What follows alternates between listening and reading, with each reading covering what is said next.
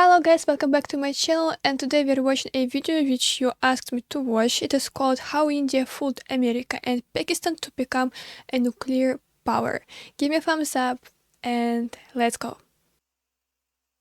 Today at 15:45 hours, India conducted 3 underground nuclear tests in the Pokhran range. Just last week, India conducted a series of nuclear explosive tests. So again, I ask India to halt its nuclear weapons program and join the 149 other nations that have already signed the Comprehensive Test Ban Treaty. Pakistan, China, the United States of America, and several other countries sharply reacted to the Indian nuclear tests. लेकिन भारत ने इन सभी आलोचनाओं को किनारे करते हुए 13 मई को फिर से पोखरण में 2 और परमाणु परीक्षण किए। A widespread atomic power industry in the world will necessitate an international society in which the major states have agreed to maintain peace. तलवार की नोक पर या एटम बम के डर से कोई हमारे देश को झुकाना चाहे, दबाना चाहे, ये देश हमारा दबने वाला नहीं। Let's see. Hi everybody! Ever since the Russia-Ukraine war and China-Taiwan conflict have escalated, the world has been constantly talking about one very important factor, and that is the possibility of a nuclear war. Для защиты России и нашего народа мы, безусловно, используем все имеющиеся в нашем распоряжении средства. Это не блеф.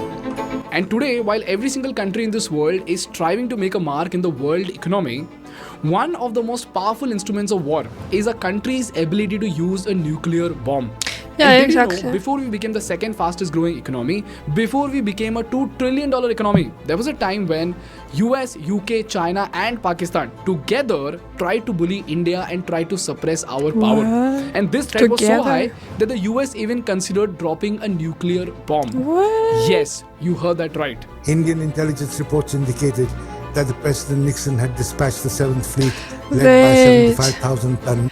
I want to read it. So the fourth time be considered the nuclear option, Mr. Nixon said, was during the 1971 India-Pakistan war, when the United States was concerned with China might intervene on the side of Pakistan, triggering a Soviet intervention for India. So they were afraid of the help of USSR that time. Oh my god, and they really wanted just to bomb Nuclear-powered aircraft carrier USS Enterprise, the world's largest warship, to the Indian Ocean. Dude. But you know what, I guys? didn't know about Even it. then, because of the extraordinary contributions and initiatives of legends like Homi Bhabha, Indira Gandhi, Lal Bahadur Shastri, Dorabji Tata, crazy. Atal Bihari Vajpayee, and the legendary Abdul Kalam, today India stands as a powerful nuclear state. And this journey took us 51 years and 2 generations of leaders and scientists to reach the destination.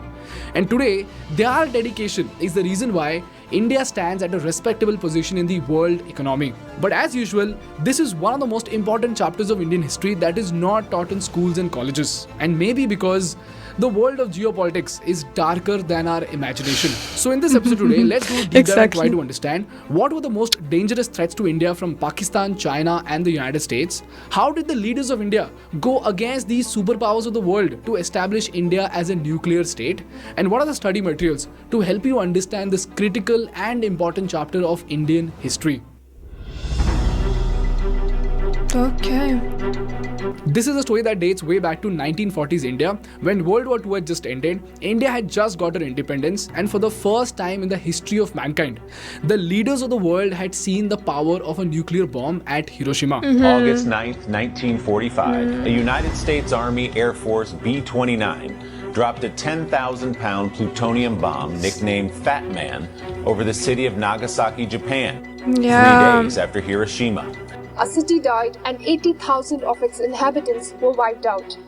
Japan surrendered less than a week later, bringing to an end World War II. It is insane. And when people saw what these bombs did to Japan, You know, it was absolutely something crazy because just 2 cities were demolished, absolutely demolished, you know.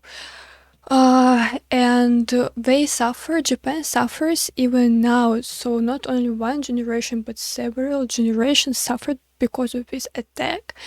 And it is crazy to understand. Everybody realized that if they want to command a power in the 21st century, they have to have a nuclear bomb.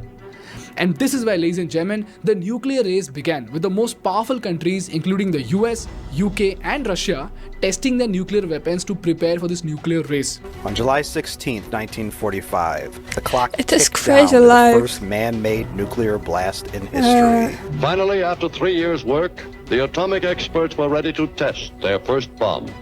In the control shack was Dr. J.R. Oppenheimer. President Truman's dramatic announcement that Russia has created an atomic explosion. In connection with the president's statement that there has been an atomic explosion in the Soviet Union. While US did their test in 1945. By the way, I'm stopping the video too much, but let me tell you, I remember one short from the YouTube I watched about Oppenheimer that he really liked Indian philosophy, and when he created a bomb, he said a quote from Bhagavad Gita, if I'm not mistaken. He said that I became so much powerful that I became deaf, and yeah, I can't even imagine that he created this powerful thing that it can just destroy whole world. Russia did it in 1949, UK did it in 1952, France did it in 1960, and lastly, China conducted their tests in 1964. And while these countries were conducting their nuclear tests, nobody in the world said anything. But as soon as this inner circle of world power finished their nuclear tests, they came up with something called the Non-Proliferation Treaty in 1968. This treaty stated that non-nuclear states must commit themselves to not manufacture or acquire nuclear weapons, while nuclear weapon states commit not to in any way assist, encourage or help any non-nuclear state to acquire nuclear weapons. It is dishonest. Basically, this treaty said, now that all the big boys have nuclear bombs, let's make sure that nobody else has it.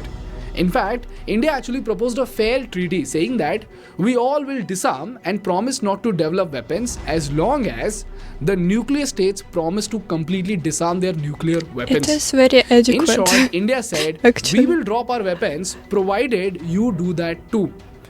But the harsh reality of geopolitics is that nobody gives a fish about justice or equality. So it got rejected. Exactly. But you know what, guys? As soon as the West proposed this unequal deal of non-proliferation, everybody jumped on board and 191 countries signed this treaty, except India, Pakistan and Israel. And later even North Korea withdrew from it.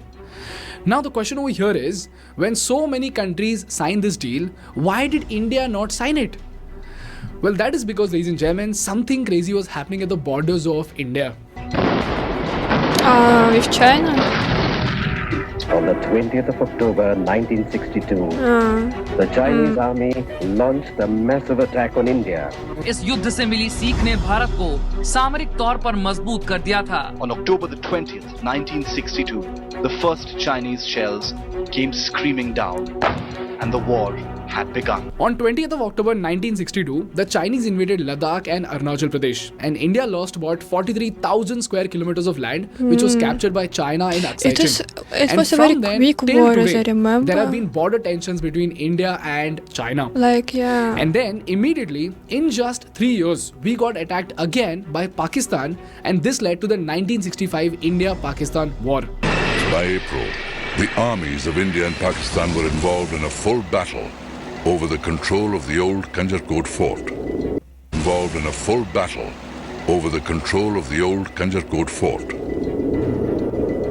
On top of that, Pakistan started to get cozy with China because we were their common enemy. And during the same time, India was a very, very weak country because our economy was in turmoil. We were facing both severe food shortages and famine problems all across the country. So in short, Pakistan and China was just one attack away from destroying our country. And this vulnerability is the reason why we did not sign the Non-Proliferation Treaty and started speeding up our process of becoming a nuclear state. And this is why, ladies and gentlemen, the Cold War between India and Pakistan began. Cold War.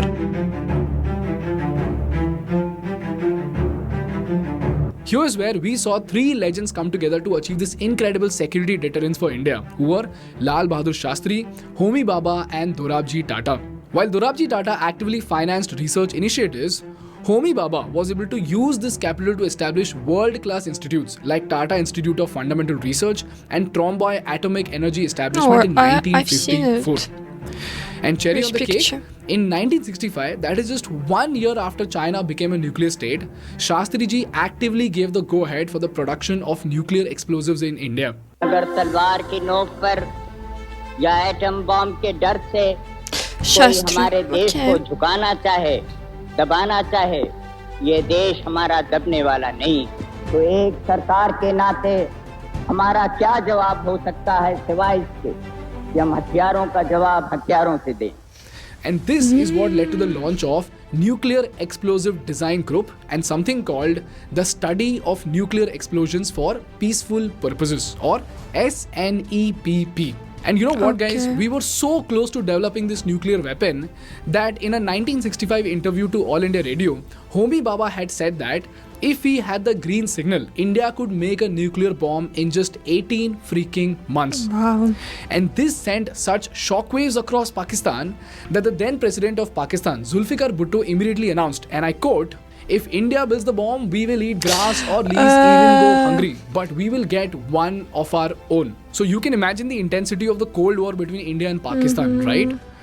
But shockingly, in just 3 months, in January 1966, Homi Bhabha died in a plane crash.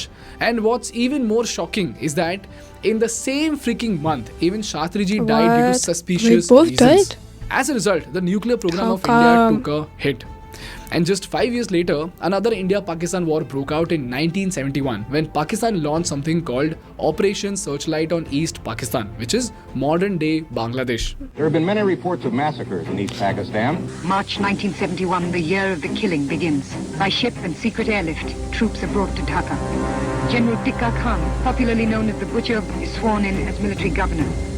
On the night of March 25th, the army moves to crush Bengal. This was one of the bloodiest events in the history of Asia, whereby the Pakistani army killed 3 million Bengalis. These horrific incidents went on not for 1 or 2 months, but 9 long months and resulted into 10 million refugees who crossed the border to India. And the most, as far as I remember, that's why India decided to interfere in this conflict, because India was just in between these two sides of Pakistan, and that's why they have no other choice but to interfere. And yes, all this war situation started. The big thing about this operation was that Pakistan did this just to bully Bangladesh to keep it under its control. Yeah, I remember. But in this process, the Pakistani army made one big mistake. In December 1971, Pakistani Air Force attacked the airfields in India, and when they did it, it gave India the legal justification to formally enter the war. And although India's motives weren't entirely humanitarian or selfless, the Indian army surrounded the Pakistani army, and they put Pakistan in such a position that Pakistan had to surrender to India within just 2 weeks. And in between this war, you know what happened? The United States of America deployed their 75,000-ton 7th Fleet against India in the Bay of Bengal. And this ship, mind you, was no ordinary ship at all. It was the world's largest warship and had a capacity to carry more than 70 fighters and bombers. And on the other side, we had the British ships in the Arabian Sea. So while the Brits were about to target India's western coast, the Americans were about to make a dash into the Bay of Bengal to Bangladesh. And between this British and American fleet was our one and only INS Vikrant with barely 20 light fighter aircrafts. And here's where, as we all know, Russia came to our rescue with a nuclear-armed fleet with 2 cruisers, 2 destroyers, support vessels, along with 6 freaking submarines. This is the reason why the Brits and Americans backed out, and finally, Bangladesh got its independence in March 1971. And this is when Richard Nixon, the then president of the US, actually considered dropping a nuclear bomb in India in 1971. And it's not me who's saying this, it's actually the New York it was Times USSR, itself. not This was Russia, the horrific but threat USSR. that was looming upon India when she was at the mercy of the big boys to protect her own territories. So immediately, on 7th of September 1972, Indian Prime Minister Indira Gandhi authorized the work on nuclear fission device. And a small team of 75 scientists from Baba Atomic Research Center began the process of designing and developing atomic bomb for India. And just 2 years later... so Russia helped India with this situation. And that's why a lot of Indians are very grateful to Russia nowadays. And I was really surprised to know about it because honestly, Russians don't know about it a lot. They don't know about this part of history. But still, we are learning.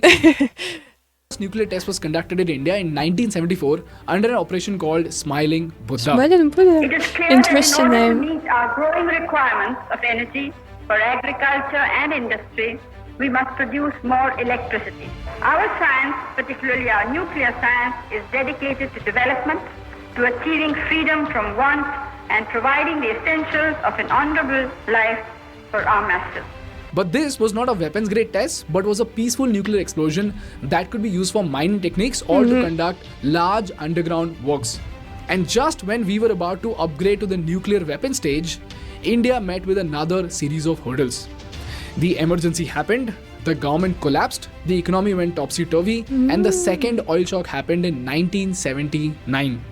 भाइयों और बहनों, राष्ट्रपति जी ने आपातकाल की घोषणा की है. Oh my god, I can't imagine what India just went through. For a lot of things, just like Russia. The period was termed as the darkest hour in Indian history. The oil-producing countries of the Arab world decided to use their oil as a political weapon. They will reduce oil production by 5% a month until the Israelis withdraw from occupied territories. We face the possibility of temporary fuel shortages and some increases in fuel prices in America. So again, for the next 20 years, due to economic and political hurdles, we could not pursue a nuclear status at all. But you know what, guys? During this time, that is from 1975 to 1995, the Indian Army knew very, very well that China was sharing technology and materials with Pakistan. And they also knew that the Pakistani army would soon have nuclear weapons. Because China and helped if they did, do you realize we would be cornered by two of our neighbors who possessed nuclear China bombs. and Pakistan. But somehow, we could not do anything about it. So the question over here is, how did India handle the situation and how the hell did we hack our way to become a nuclear state? Well, here's when we saw another ray of hope in 1995. By this time, India had opened up its economy, we started growing at a phenomenal pace, and eventually, we again came to a position to focus on our nuclear project. This is when PM Narasimha Rao approved a nuclear test, but unfortunately, the CIA detected suspicious movement at Pokhran and the mission was aborted. And 1 year later, we again tried to conduct the test, but it was put to hold again because of a call from CIA officials. But this is where, ladies and gentlemen, for the third time in 1996, Atal Bihari Vajpayee came to power. And this is where we saw three more legends come together to fulfill the long-standing nuclear dream of India. And they were Atal Bihari Vajpayee, APJ Abdul Kalam from DRDO, and R. Chidambaram ji, who was the chief of the Department of Atomic Energy in India. But even before they could get started, Vajpayee's government fell in just 13 days. और ये सरकार अंतर विरोधों में घिरी हुई देश का कितना लाभ कर सकेगी, ये एक प्रश्नवाचक चिन्ह है। हम अपने देश की सेवा के कार्य में जुटे रहेंगे। हम संख्या बल के सामने सर झुकाते हैं और आपको विश्वास दिलाते हैं कि जो कार्य हमने अपने हाथ में लिया है, वो जब तक राष्ट्रीय उद्देश्य पूरा नहीं कर लेंगे, तब तक विश्राम से नहीं बैठेंगे, तब तक आराम से नहीं बैठेंगे। अध्यक्ष महोदय, मैं अपना त्यागपत्र राष्ट्रपति महोदय को देने जा रहा हूं। Great speech. And again, for the next 2 years, nothing happened. And then came the climax year of 1998 when Atal Bihari Vajpayee ji again became the Prime Minister of India. So immediately on 8th of April, R. Chidambaram and APJ Abdul Kalam was summoned, thumbs up was given for the test, and the entire operation was conducted in such high secrecy that nobody except the then Home Minister knew about it. Wow. And the rest, as we saw in the Parmanu movie, an incredible team was set up at Pokhran. The team very, very cleverly avoided the US spy satellites with super accurate calculations. The nuclear devices were also flown from different parts of the country to avoid suspicion. And finally, on 11th of May 1998 at around 3:45 PM, India tested 3 devices which were Shakti 1, Shakti 2 and Shakti 3. Ah, Shakti. This was followed by 2 Interesting, more detonations of Shakti 4 and Shakti 5. And finally, the grand announcement was made by India to the world. Today, at 15:45 hours, India conducted 3 underground nuclear tests in the Pokhran range. This is how, ladies and gentlemen, India became a nuclear power. And you know what? Difficult Just way. 2 weeks later, Pakistan responded with its own atomic blast and became a nuclear power too. So you see, it was quite obvious and true that Pakistan was being supported by China or US to corner India. This is how critical this nuclear testing was for the It security is so of bad, India. And all thanks to our honestly, brave and genius scientists and leaders, India today is one among just the 9 nuclear states in the world. And although US imposed sanctions on us, it was lifted soon, and India today is not just the second fastest growing economy, but also a powerful state that can voice an opinion that is seriously considered by the world. And Yeah, this right. brings me to the last part of the episode, which are the study materials to help you dig deeper into this unsung achievement of India. Honestly, guys, it was a very interesting video for me to watch. Even though I know some facts about 1971 war, I just watched some videos on YouTube about it and learned some information about it. But still, I was so much surprised that America wanted to conduct a nuclear attack on India. I was like, what? I didn't know about it. And even more, I will tell you that Russians just have no idea about all this situation, and they even don't know about 1971 war in India, unfortunately, but this happened that we don't learn at school. And by the way, yeah, tell me, like, do you know about this fact with America and nuclear threat from them? And also, I'm very interested, like, how they managed to make these tests so secretly, because I can't really imagine there are always spies and all things, betrayers, and how they just did it. I don't know, in this conspiracy. This is really great. And also, I didn't know about this treaty, that there was a treaty that some big countries were already nuclear, and they said like, no, small countries can't create nuclear bombs. It is kind of dishonest. And yeah, because of course, who has nuclear power, these countries will rule the world. This is obvious. So yeah, guys, tell me your opinion about it, and I will see you in my next videos. Bye bye.